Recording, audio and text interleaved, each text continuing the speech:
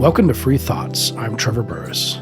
Joining me today is Marian Tupy, editor of humanprogress.org and a senior fellow at the Cato Institute's Center for Global Liberty and Prosperity, and Gale Pooley, an associate professor of business management at Brigham Young University, Hawaii.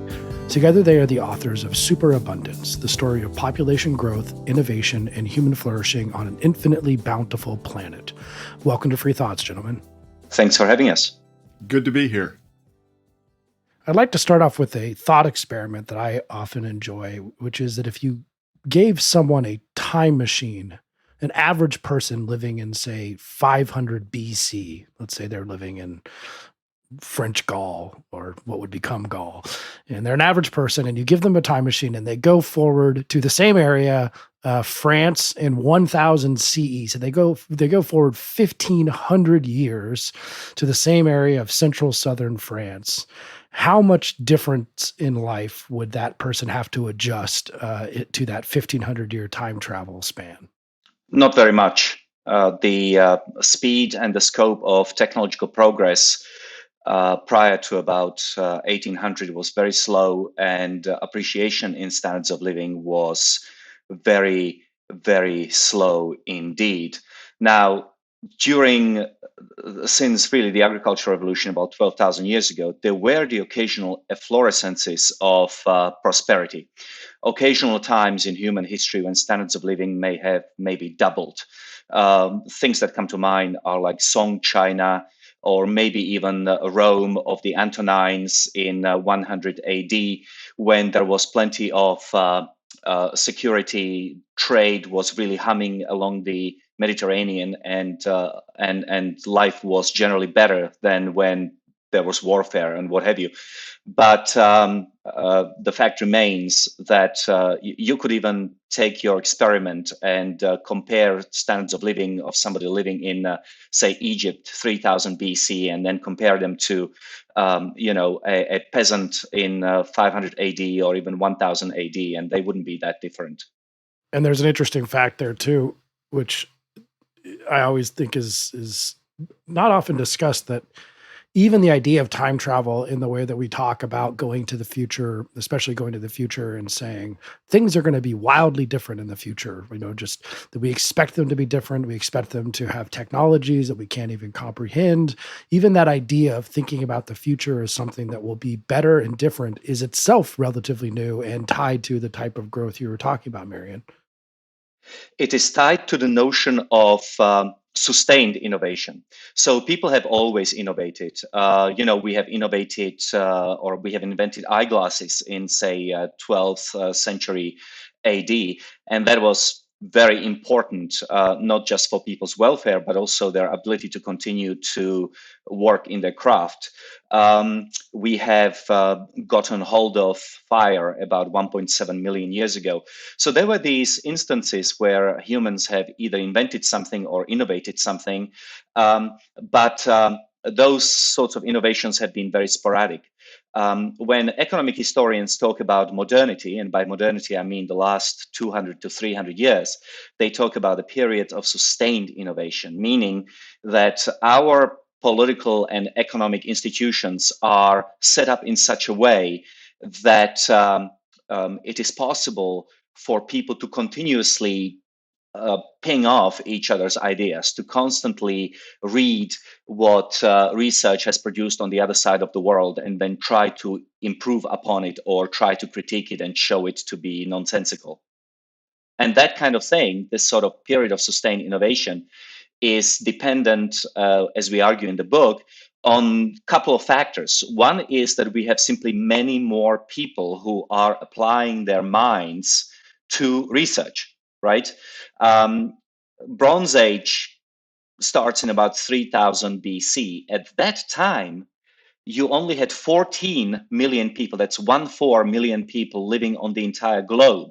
As late as 1800, it was just 1 billion people. Now there are 8 billion of us. So having more people, of course, allows us to innovate more. But another crucial aspect of sustained innovation is that you have to have the political and economic underpinnings, setting, incentive structure, so that people keep doing it.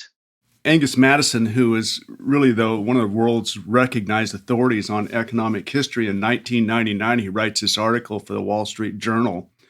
And the title of the article was Poor Until 1820. So if you wanted to know about what conditions were like, Angus Madison was kind of the guy to go to historically. And, as far back as he could look, we had this flat line, $2 a day. Everybody's kind of living on $2 a day. And then suddenly, 1820, this horizontal curve starts to go vertical.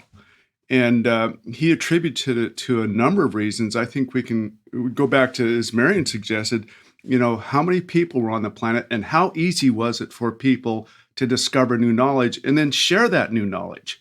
So before the printing press, it was really expensive to share knowledge. That innovation allowed people now to begin to share knowledge with one another. And that sharing of knowledge had this effect of growing new knowledge.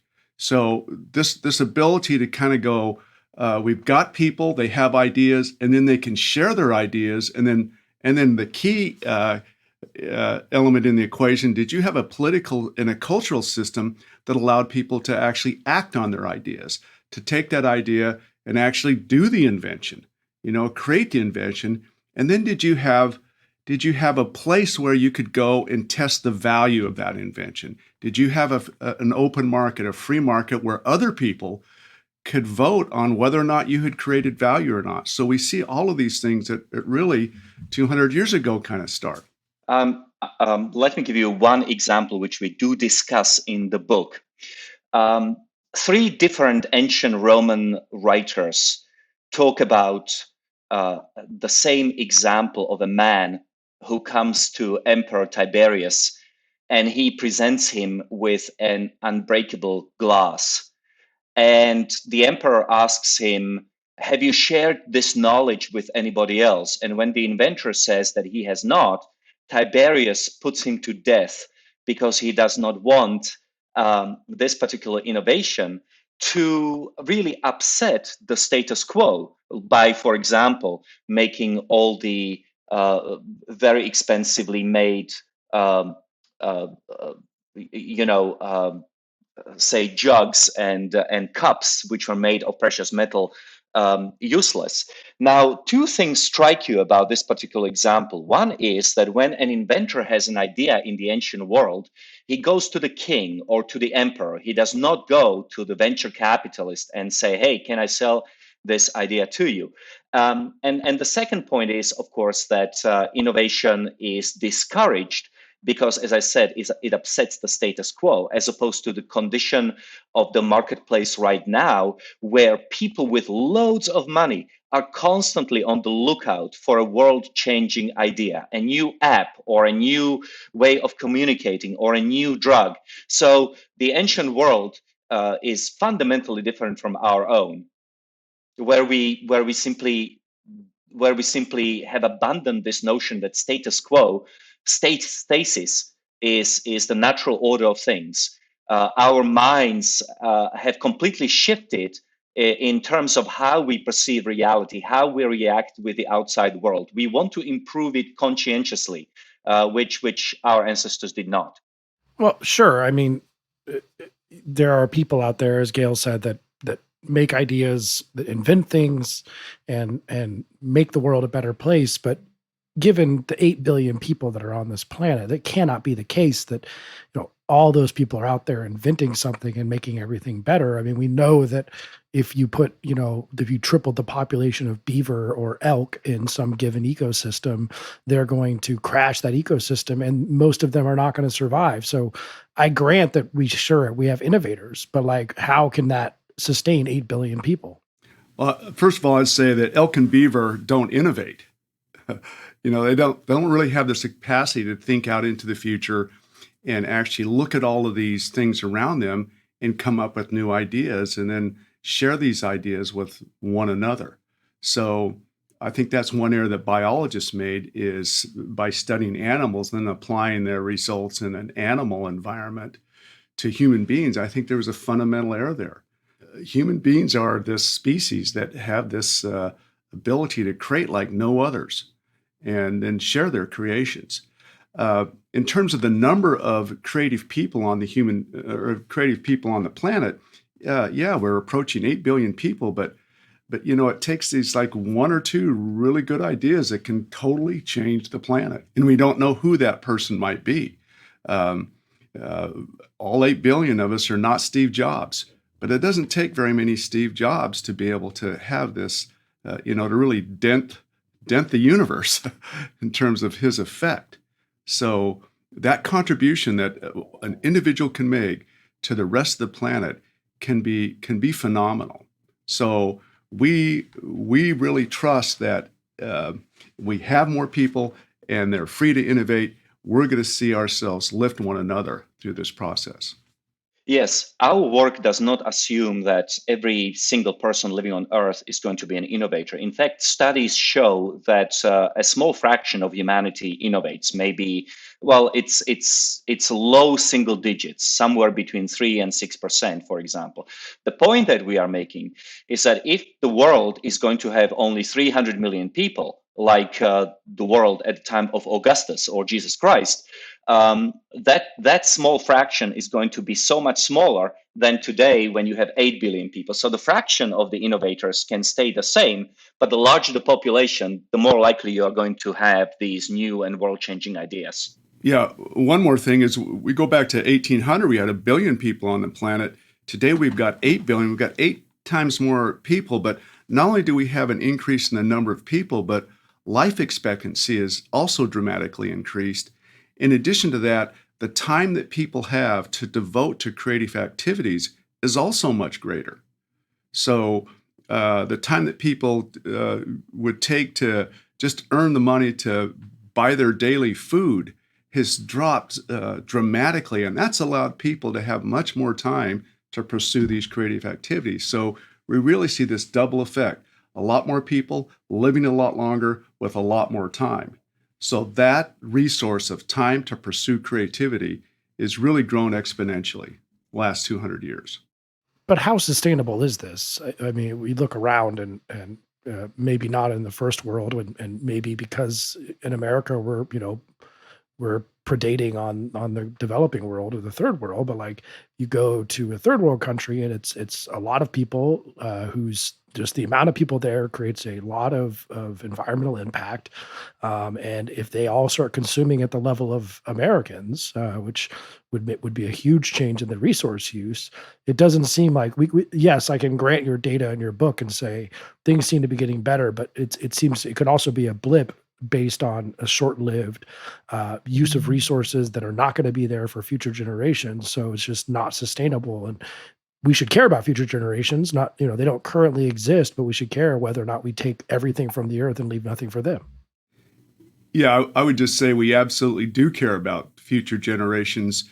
But when you go back to this idea of what really is wealth that we enjoy, that we consume around us, wealth is really knowledge. Thanos, in his little argument that he made, he said the universe is finite, and then he said its resources are finite.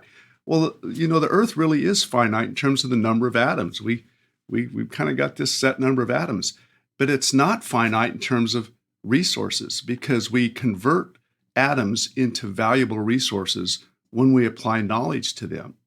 And economics is not about counting atoms. It's about observing how value gets created. And this ability to discover new knowledge and then share it with others in markets, it doesn't appear that there's any kind of a limitation there. For example, we use this analogy of a piano. A piano's got 88 keys.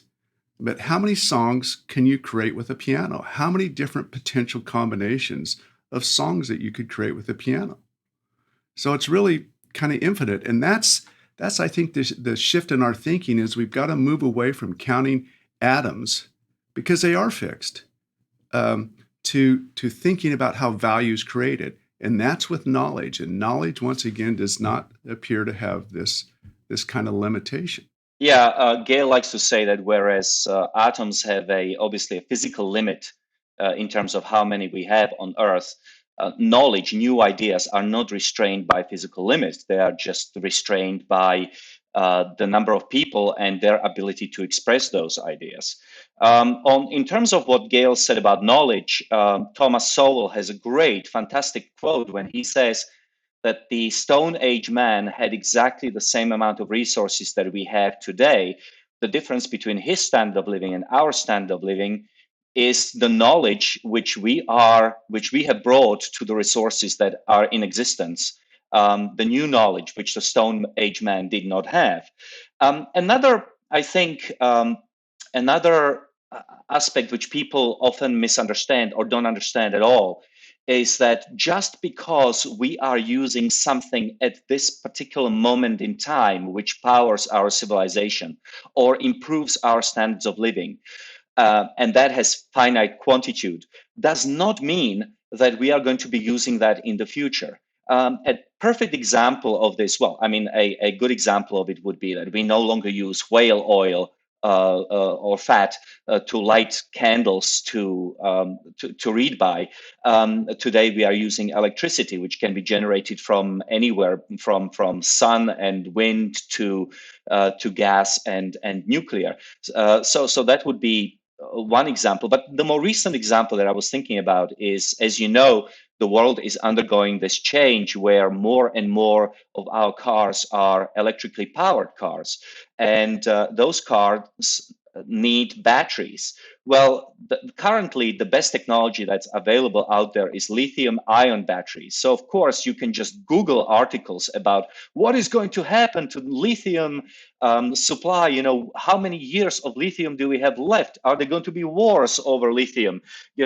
Are the prices going to spike? And then a couple of months ago, MIT researchers, or maybe it was somebody else, have come up with sodium-ion battery, which apparently is even better. And sodium is just salt, of which we have a lot. And then when we switch from lithium-ion batteries to sodium-ion batteries, then maybe in 10 years' time, somebody will come up with another ion battery, which is even better. So resources are the number of atoms are finite, but we manage to get around the problem of scarcity in many different ways. One of them is, of course, that we use less of something. Instead of using 85 grams for a can of Coke, we now use 13. We also substitute, as I said, instead of whales, we use electricity. And finally, what we do is that we are constantly on the lookout for efficiency gains, right? That's the beauty of capitalism. Is in the pursuit of profit, corporations have all the incentive they need in order to spend as little money on inputs in order to increase profit on outputs, right? So why would you use more iron or steel or copper than you absolutely have to in order to produce your product when you can save some money and not have to spend it on input? So these are just some of the ways in which humans cope in a world of finite atoms. Yeah, I'd add to that. When you go to this market to buy a loaf of bread, what's more important to you, the number of loaves on the shelf or the price? If you walk in and say, "Wow, there's only 5 loaves of bread on the shelf. Looks like we're going to run out," or do you look at the price? I think the price is more important to you. And that's what the difference between economic thinking and this thinking like a biologist or an accountant or an engineer. Economists pay very close attention to prices because prices contain this information about relative scarcity, and it changes people's behavior. Price goes up, you get a different behavior both from buyers and sellers. Price goes down, you get a much different behavior in that event. So as we look at prices should be telling you about scarcity. So when prices go down, it says something's happening to supply and or demand that is making this thing more abundant relative to other products. Now, what we also did in our research is we moved from a money price to a time price. And the reason that we did that is we buy things with money, but we really pay for them with our time. So if we can measure things in the amount of time it takes you to earn the money to buy something, we think that gives you a much more accurate picture. So the real key to thinking about this is, what is the time price doing over time to a particular product? Is it requiring more or less time? And what we found is, almost without exception, all of these products that we looked at require less and less time.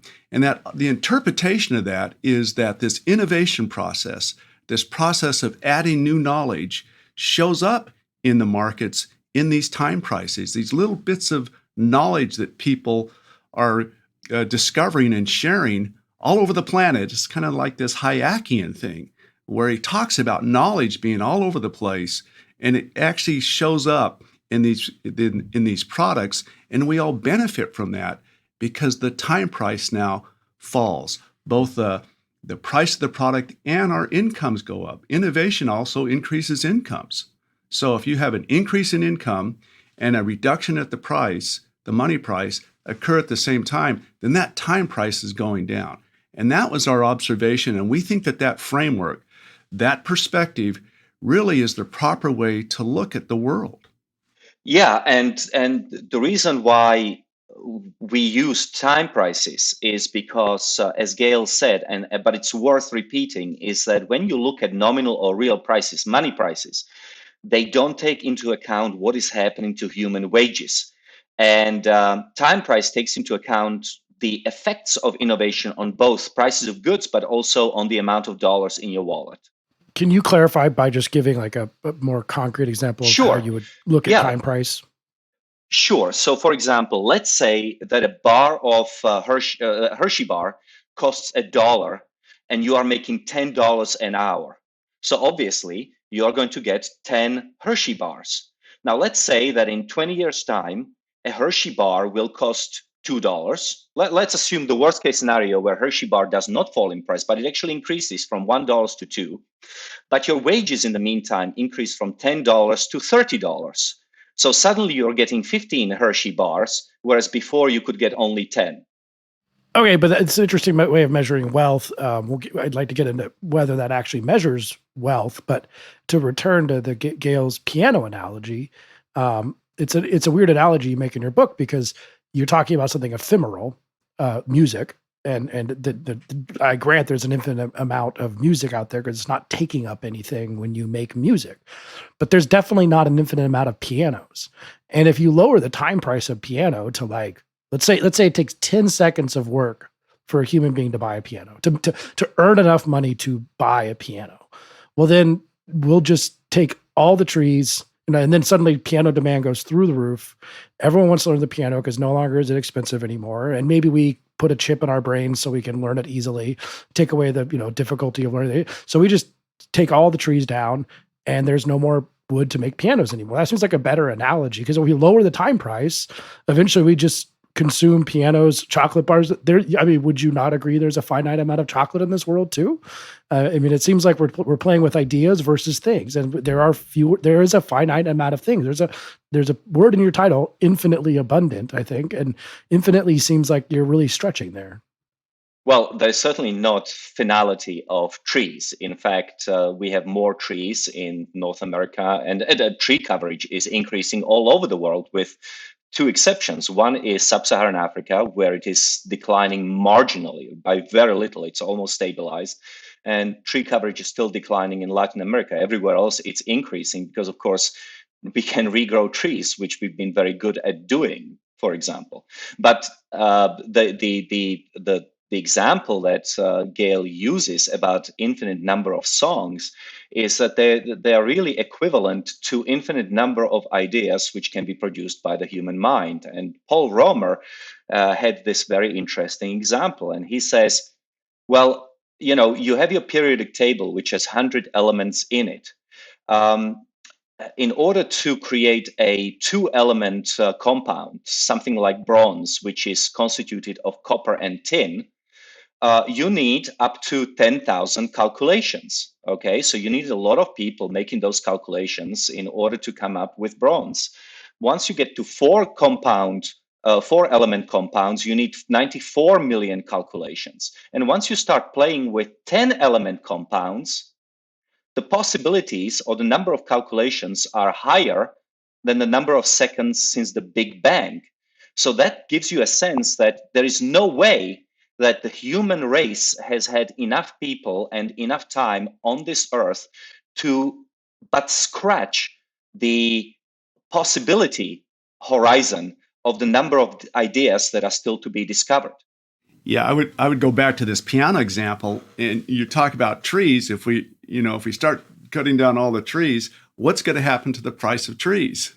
It's going to go up, and that's going to be a signal that, look, you've got something that's becoming more and more scarce. And four things happen when the price goes up. The first thing is people use less of it.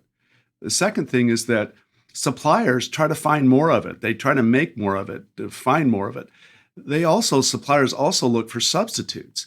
And then the fourth thing is we begin to recycle that thing. Now you think about a piano, and a piano is this beautiful, it's almost like this large piece of jewelry that people have. A Steinway, you look at one of those and it's like, this is a large piece of jewelry that is really the status symbol. Are we buying a piano because we want the music, or are we buying it because it has the status prestige symbol? If you think of the fundamental cost of creating music, today it's never been cheaper. I mean, we've moved from this physical piano made out of wood to instruments made out of other materials, and now we do these kind of virtual pianos on our computers. So the cost to be able to create music is a tiny fraction of what it was 200 years ago. I mean, I just imagine what Mozart and Beethoven would have done if they could have had GarageBand today, and the ability to have these creative tools for almost nothing. So, yeah, we do live once again in this physical world, but our ability to innovate and create new products that serve the same purpose or even a better purpose is just have this phenomenal growth. One last point on this, which is that you asked about Trevor. You asked about the usage of the word infinitely bountiful. I think that one of the things that people may underappreciate is maybe they think that just because you have now dug out a pound of copper, or maybe you have used a gallon of water, they may think that it is gone forever, but it is not. The Earth has almost exactly the same amount of atoms, metals, minerals that we had, millions of years ago. Okay, we shot a few pounds of iron and copper and steel into space, right? But the rest of it is still here. It just needs to be reused. Some people, for example, are looking at the currently known reservoirs of fresh water, which are declining, partly because the price is so low that we don't have any incentive to go in search of new freshwater deposits, unless you are, of course, somewhere in the Middle East or Sahara. So that's one thing, is that we don't really know how much fresh water we have. And secondly, even if it became clear that fresh water was running out, let's not forget that 75% of the world is covered by water, but it's the wrong kind of water. And so we substitute. What we do, we take that ocean water, we run it through a desalination plant, and then we are left with fresh water once again. So, there are so many different ways in which you can get around the problem of scarcity and bring about superabundance on this planet. You guys have a lot of data in the book. If you are a data person, it is full of graphs and equations. I'm not going to ask about, to summarize all of it. I definitely suggest listeners to pick it up. But insofar as you can say, what were your general finding? What did you go about doing to try and make the argument that things are getting better? And what were the general findings that you came up with? We began with this original bet between Julian Simon and Paul Ehrlich. And our question was, who would win that bet today? So we went back and looked at their original bet. Can you explain what that bet is, Gale, just for a sec? So in the late 1970s, 1968, Paul Ehrlich, a biologist at Stanford, writes this book called The Population Bomb, and he makes these predictions about how we're going to have this mass starvation on the planet. And it was a very popular book. It sold millions of copies. And there was an economist, this obscure economist, Julian Simon, who picks the book up, and he reads it and he initially says, well, it looks like your argument does make sense, but he decided, I need to go check the data and see what's actually happened here. And when he did that, he was unable to discover anything that had become more scarce in terms of the price. And once again, the price is signaling this relative scarcity. So he publishes his findings, and they have this discussion back and forth. It was in Science magazine, and finally, in frustration, Professor Simon says, "Why don't you just pick one of these non-renewable resources, and I'll bet you that it's going to become more abundant." And so they went back and forth. They ultimately, Paul Ehrlich, he had two partners. They picked 5 elements. It was copper, chromium, nickel, tin, and tungsten. And they put a bet for 10 years, 1980 to 1990. And so the bet was put $1,000 on the table and measure what that $1,000, what it would cost to buy those 5 non-renewable elements 10 years into the future. Well, 10 years elapses, and in September of 1990, Paul Ehrlich writes a check to Julian Simon for $576.07. The real price, the inflation-adjusted price of those 5 metals had fallen by 36%. So our question was, well, who would win that bet today?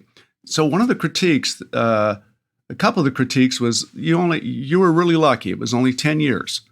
So we said, well, let's extend the period to 40 years. Let's start at 1980 and let's bring it up to 2018. And then the other thing that the critique of it was only these 5 non-renewable metals. So we extended our analysis from 5 to 50. We included commodities in general. So we looked at energy prices, oil and coal and natural gas. We looked at food. We looked at wheat and barley, meat. We looked at materials. So we looked at lumber, wool, cotton. We looked at other minerals. And then we looked at these metals. And we analyzed their time prices that we took the nominal prices. The World Bank publishes these prices every month. So we had this really good data that we could rely on to look at the nominal prices. And then we compared those nominal prices to GDP per hour worked. So how much does the average person on the planet create with 1 hour of work? The GDP per hour worked served as our denominator in this time price equation. So we looked at all of these time prices over this 38-year period, and we expected to find something that had gotten less abundant. And we weren't able to discover not a single one. In fact, on the overall average from 1980 to 2018, the average time price fell by 70%. And then we go back to this original argument that Ehrlich and Simon had about this relationship between population and resources. At the same time this occurred, population from 1980 to 2018 had increased by over 70%. So it's like every time you increase population by 1%, it looks like the time prices go down by 1%. So we were really astonished by this, and we thought, is this really true? So we just dug and said, well, let's go back to 1960 and look at the data. So we go back to 1960, and the data starts to thin out as you go back in time, but we were able to identify 37 commodities, and same kind of thing. So let's go back to 1900. Let's go back to 1850. So all of this stuff is suggesting that this abundance at a personal level, in other words, the size of the slice of the pizza for each one of us is getting 2 to 3 to 4% larger every year. Well, if you can hit 3.5% a year growth, that means that you double something in size every 20 years. So every 20 years, you double. You don't go from 1 to 2 to 3 to 4. You go from 1 to 2 to 4 to 8. So you get this exponential curve. So you step back and look at this perspective over this longer period, and you see this pattern emerge that says, wow, we're adding knowledge, we're adding innovation to all of these products. You think about wheat. Wheat hasn't changed. It's not like a car or, an iPhone. It's like wheat is kind of wheat. Well, what's happened to wheat? The time price of wheat has fallen by 70, 80%. So we see it all over the place. So it's like we got on this trend. Can we continue to move on this trend? I would simply add to that in the book, we have 18 different data sets with some of the data going back to 1850. And we found generally the same relationship between population and abundance. And here I want to bring in the word superabundance. It actually does have a meaning. So abundance can grow at 3 different speeds. Relative to population, abundance can grow at 3 different speeds. It can grow slower than population. We just call that increasing abundance. It can grow at the same rate as population, or it can grow at a faster rate than population.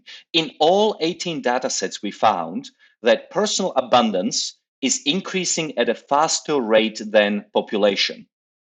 And that's what we call superabundance. And that tells us that on average, every human being is contributing more than they consume. They are the creators of the innovation. The difference between population growth and superabundance, that is the innovation which we bring into the world.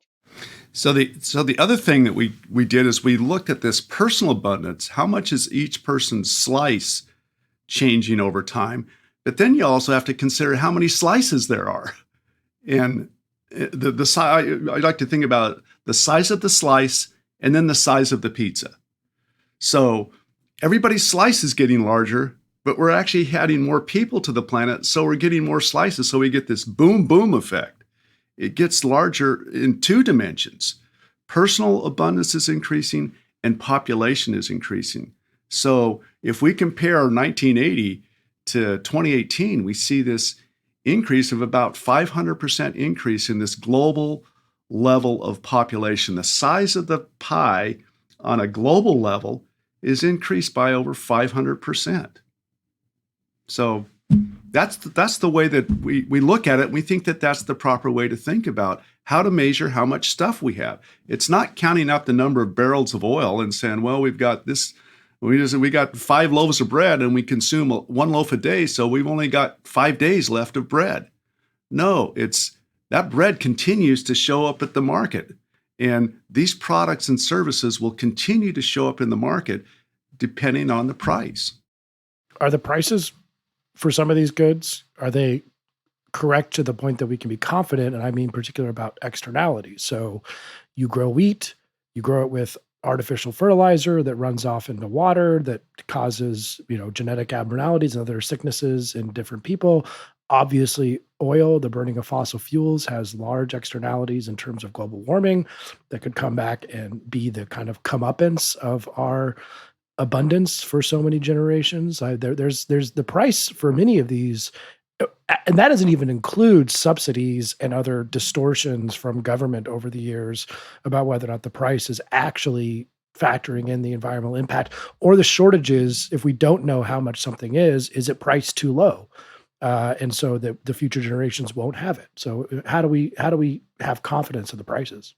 Well, I would simply say to that, I will take a first crack at the answer, and that is that in the absence of something like a global, carbon tax, it's difficult to really account for all the externalities or even some of the externalities. However, what we do see is that more abundant populations are much more concerned with their environment. If you look at the Yale Index of Environmental Quality, what you find is that the top of the table is always, without exception, dominated by rich, advanced economies, where people are so wealthy that they are able to part with some sliver of their incomes in order to for example, have better, more nature reserves, for example, or they invest in better scrubbers for CO2 emissions, or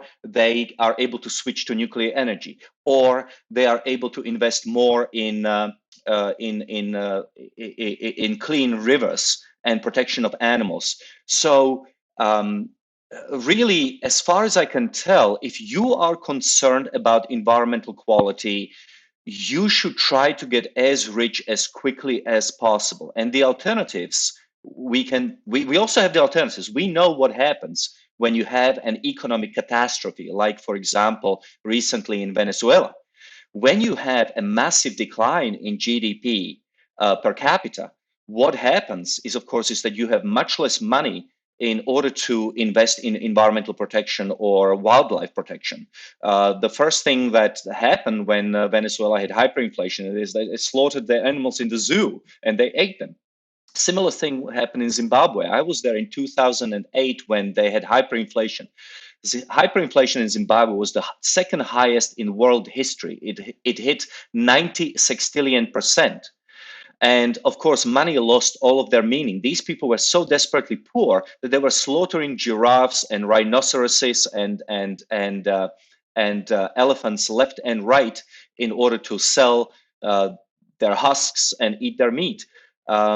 So abundance to me seems like a sure way to get to environmental quality as well. Another way in which you protect the environment is that you have more money to invest in new technologies of growing food. So instead of going and catching wild salmon, for example, you just grow salmon on aqua farms. Instead of catching wild shrimp, you grow them in aqua farms. That would be that's a perfect example of human ingenuity and wealth protecting the environment. You know, the externality issue has always been a problem in economics, and anything we do is going to have some kind of externality, negative and positive. There are positive externalities as well. Here's what I would say about that. For the negative externalities is, I think, a proxy to look at to say what effect are externalities having on population is look at life expectancies. And as we grow, why is it that if we're having all of these negative externalities, that life expectancy continues to increase? You would think that if these externalities are really harming population, that life expectancy would be going down with cancers and all of these other things. That's not to say that we don't have those problems. What I think we would argue is those problems seem to be becoming less and less of a problem. The other issue would be, how do you try to deal with an externality? And that typically has been, you look at these common property situations, you attempt to institutionalize a property right over that. So everybody doesn't show up at the same lake to try to fish. You develop these mechanisms that allow us to be able to create a property right, and then you have the incentive to make that place clean and productive. Let people own things, and they will make them clean, and they will make them beautiful. I can tell you from a personal experience, having grown up in communist Eastern Europe, communism left behind it an unbelievable amount of environmental damage with which my former compatriots in Eastern Europe are still struggling, precisely because, everything was held in common. Nobody had any incentive to protect the environment. Environment became a dumping ground for the government, for the military. Nobody took care of anything. And that changed very quickly after we transferred to democracy and to capitalism.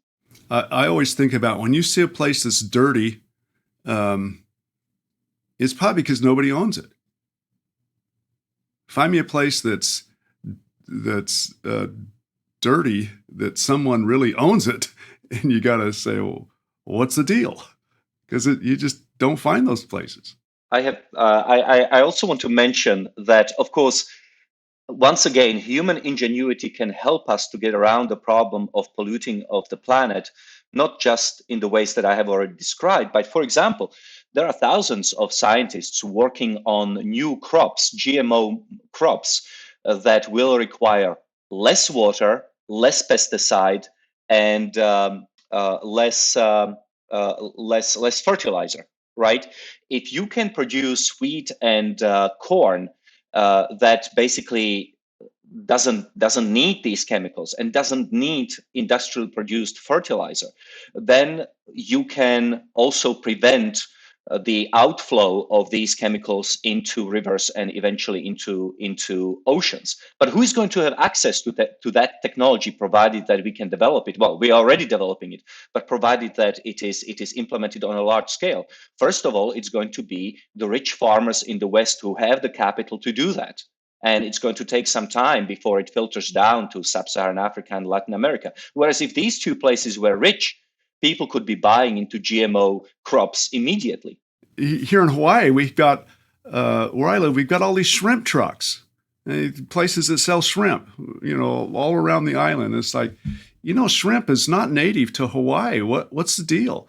Well, you go out behind the truck, and these guys have these little ponds set up, and they're growing shrimp out behind their trucks and out behind their little restaurants. So being able to create this property right, and I get to own this land. I'm gonna fill it up with water and fill it up with shrimp, and I'm gonna grow shrimp and turn around and sell them here. We are so adaptive to an environment if we're given the ability to create a property right over something. Those property rights are also key to making the world cleaner. Are we ignoring the spiritual element in this? Because it seems like we've just been talking about stuff, and there's a lot of critiques that you hear from people, and ones that I, think have merit, to say that, just focusing your life around stuff. Do you have the new iPhone? We need a new iPhone with a better camera every 2 years, with who knows how many different rare earth materials are put into that iPhone that may one day be sapped dry from those materials. We put our soul into stuff, and maybe we're not actually achieving a level of spiritual growth because stuff is so unbelievably cheap. So buying your arguments and saying stuff is really cheap, you can buy a lot of stuff now, but are we really finding like kind of the spiritual growth that we need as human beings by just measuring how cheap stuff is? Well, I have never discussed this with Gale, so we may have two very different answers to this. But I would simply point out that I think that a decline in spirituality or spirituality lacking in human lives, it's probably not a concern that is particularly new. People have been worrying about ignorance and degeneracy of the mores and morals for thousands of years. Obviously, every individual, and this is just my view, obviously every individual can approach new technology and abundance from different perspectives. Some can make the best of it and lead the best life possible, and some people can waste it in the basement, I don't know, doing pot and watching Netflix on forever. But iPhone. So iPhone is not just a way of watching TikTok videos. It's also a way of allowing you to plug into the entirety of human knowledge, for example, which people didn't have. There are now something like 50% of Africans have a smartphone, right? Which previously would have been unimaginable. By within a few years, just about every African will be able to do that. So instead of relying on a state which has never been able to provide you with good education, or having no access to libraries and things like that because you are a poor child, you now have access to the entirety of human information, human knowledge. That increases the spiritual aspect of superabundance if you are willing to go in that direction. So I would just add to Marian's comment about Africa. There's more smartphones in Africa than there are toilets. When people are given the choice between a smartphone and a phone in the toilet, they'll choose a smartphone because I think they understand this thing has the ability to create much more value in my life. And I'd go back to this original point that you made about spirituality and prosperity, physical prosperity, material prosperity. It's really hard to be spiritual if you're hungry. And what we don't realize, what we don't appreciate here in the West is how hungry we used to be, and how hunger is still a large problem for many human beings. If you can reduce the time it takes for someone to work, to just buy their food, if you can reduce that by 2 or 3 or 4 hours a day, in India, it's fallen by 6 hours a day since 1960. So that's 6 hours now that I'm not working, I'm not hungry. So can I now pursue this creative thing? Yeah, I got to have the time, and I got to move up the Maslow hierarchy. I got to get up to the next level. Can we move people up to the next level?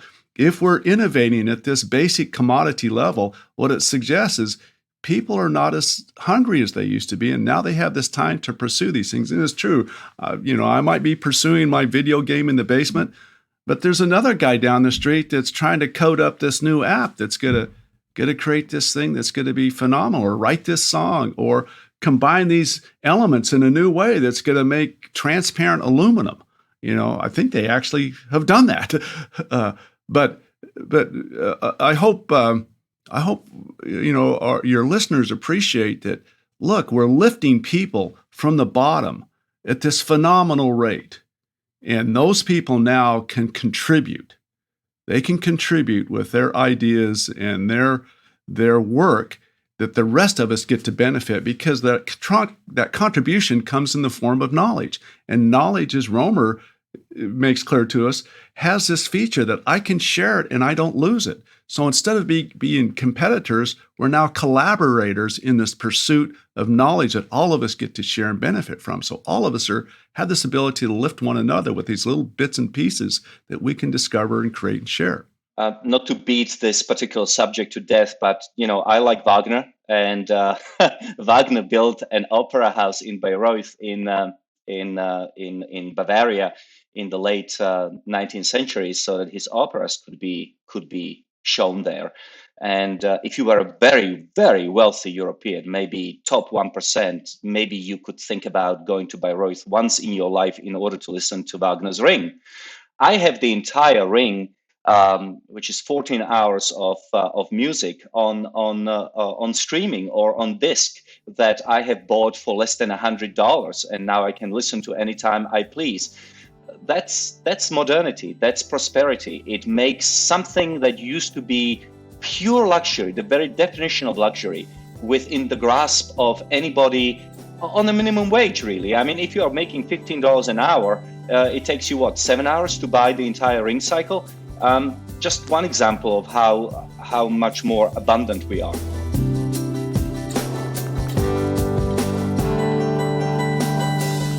Thanks for listening.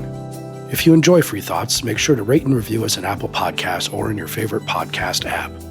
Free Thoughts is produced by Landry Ayers. If you'd like to learn more about libertarianism, visit us on the web at libertarianism.org.